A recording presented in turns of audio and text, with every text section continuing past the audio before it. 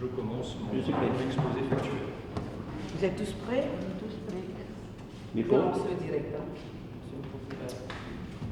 Donc, mesdames et messieurs, bonjour. Je vais vous faire un point sur cette affaire qui s'est passée en centre-ville le 25 janvier 2022.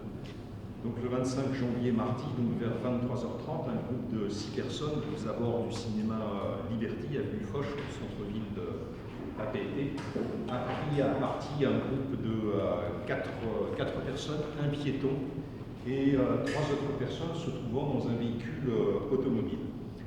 Les premières investigations ont établi que parmi les 6 agresseurs, un était muni d'une barre de fer et un second d'une arme à feu type arme d'épaule. Le porteur de l'arme d'épaule donc tirait sur le piéton sans atteindre et ensuite à 2 reprises sur le véhicule en mouvement dans lequel se trouvaient donc 3 autres personnes. Le véhicule était touché à l'avant par une cartouche tirant de la chevrotine et à l'arrière par une balle provenant d'une cartouche type one-shot qui est par nature une cartouche létale quand la cible est atteinte. Aucune victime n'était atteinte par les projectiles en question, par les 2 projectiles. Ces 4 victimes étaient entendues sur le champ par les fonctionnaires du service territorial de la police judiciaire de la DDPN et les OPJ étaient très rapidement mobilisés en nombre pour identifier et interpeller donc, les 6 agresseurs, dont au premier chef le ou les tireurs, encore une fois, au vu des déclarations de certaines victimes. Les explications de l'une de ces 4 victimes permettaient donc d'établir que ces tirs étaient en lien avec un trafic d'ice. Une commande d'1 200 000 francs avait été passée le lundi 24 janvier 2022. Cette commande n'avait pas été honorée. De ce fait, les acheteurs de drogue décidaient de rechercher en ville la victime indélicate, si je puis dire, entre guillemets, et de lui faire en sort, et en tout cas de récupérer l'argent qui avait été remis sans, bien évidemment, en contrepartie, la drogue commandée. La victime a été repérée en centre-ville le mardi soir par l'un des 6 agresseurs et il était décidé de monter un guet-apens par les agresseurs en question.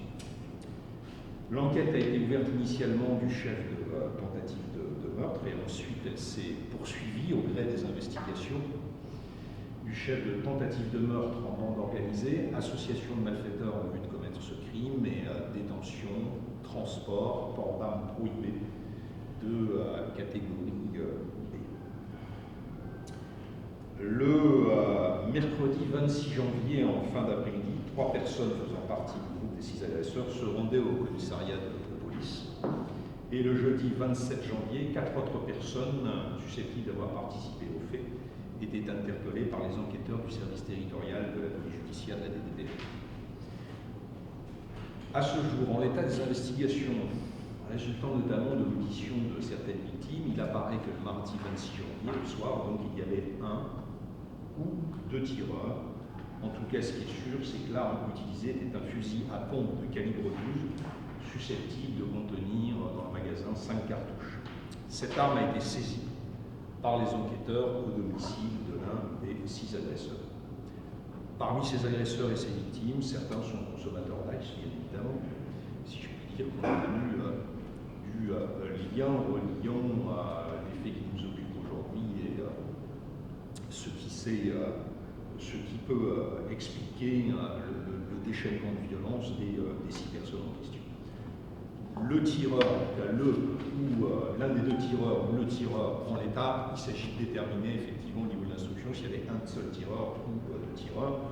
L'un est très connu des services de police et de justice puisque condamné à de nombreuses reprises, notamment pour trafic de stupéfiants et fausse monnaie. À l'issue de ces 4 jours de garde à vue, c'était nécessaire de disposer de ce délai de 4 jours.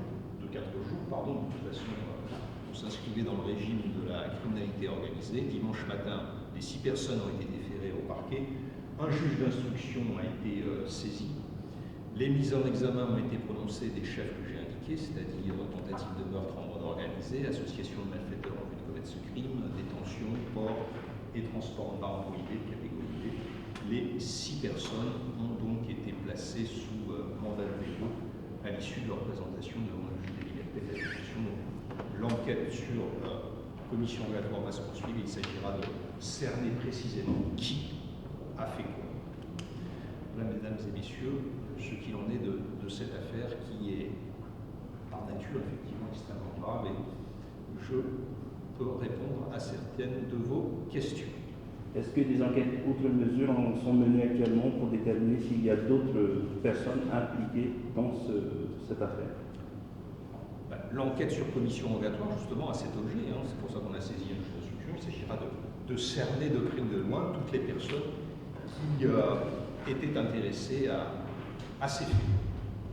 Est-ce que les victimes, enfin les personnes qui ont été agressées, pourront être inquiétées pour trafic de stupéfiants, puisque dans un second temps éventuellement, mais l'objet de l'information qui a été ouverte dimanche matin a bien pour objet ces faits de tentative de meurtre en bande organisée, association de malfaiteurs et puis effectivement l'infraction à législation sur les armes. Ce qui m'importe depuis effectivement que la police, la direction territoriale de la police nationale a été saisie, c'est de mettre la main sur les auteurs de faits graves d'atteinte à la personne. Je rappelle encore une fois qu'il est en l'état des investigations. 2 cartouches ont été tirées, dont une létale. Alors il est heureux que uniquement la carrosserie du véhicule a été atteinte. Mais il est parfaitement évident que si l'une des 3 personnes à l'intérieur du véhicule avait été touchée, on ne serait plus sur des faits de tentative de meurtre, mais sur des faits de meurtre, puisque cette cartouche produit des effets dévastateurs monstrueux. L'orifice d'entrée est très petit, mais à la sortie, ça nous fait un truc comme ça. C'est une cartouche destinée à arrêter un sanglier de 80-100 kg en pleine course. Ils ont manifesté une quelconque volonté de les blesser? Ça sera précisément l'objet de l'information, de déterminer ce qu'il en est au niveau de l'intention. Mais moi, en l'état des investigations, de ce qui a été rapporté par les enquêteurs de police, et puis notamment des constatations matérielles sur le véhicule, de l'arme utilisée, j'estime que dans un premier temps, il s'agit d'instruire sur des faits de nature criminelle. On verra après ce qu'il en est de l'intention. vous recherchez vraiment la provenance de cette arme? C'est l'objet effectivement de cette instruction, de déterminer comment cette arme a été acquise, détenue, est-ce qu'elle a été régulièrement déclarée. Ce que je ne crois pas en l'état des investigations. C'est la première fois que la métier comme ça en plein milieu de métier. Est-ce que vous estimez qu'on est passé à un degré supérieur, un cran supérieur au niveau de la délinquance liée au trafic de stupéfiants, en particulier De façon indéniable, les faits en attestent effectivement. Comme je l'ai dit à plusieurs reprises, dans les affaires de trafic de stupéfiants, malheureusement, les enquêteurs, qu'il s'agisse des fonctionnaires de police ou des gendarmes, ont été amenés à saisir des armes. Il est parfaitement clair que là, on a un tournant, puisque ces personnes en plein centre-ville, là où les personnes en plein centre-ville n'ont pas hésité à tirer. Alors, ça interroge légitimement. Il était 23h30, n'empêche qu'à 23h30, on peut se trouver sur la voie publique. Et on peut, bien évidemment, n'avoir rien à faire avec ces faits qui ont agité, si je puis dire, les 10 personnes, les 6 agresseurs et les 4 victimes. Et ce sont bien les victimes qui sont venues qui sont allées voir la police pour se plaindre? Tout à fait. 3 victimes dans un premier temps, une 4e victime, et là je le souligne, a eu, passez-moi l'expression, la trouille de sa vie, et a pu être récupérée alors qu'elle était cachée par les fonctionnaires de police. Je peux vous dire que la victime en question était très heureuse de voir que c'était les fonctionnaires de la police qui ont pu la déloger de sa cachette. Quelles sont les tranches d'âge? Tranche d'âge, oui, entre 27 et 35 ans.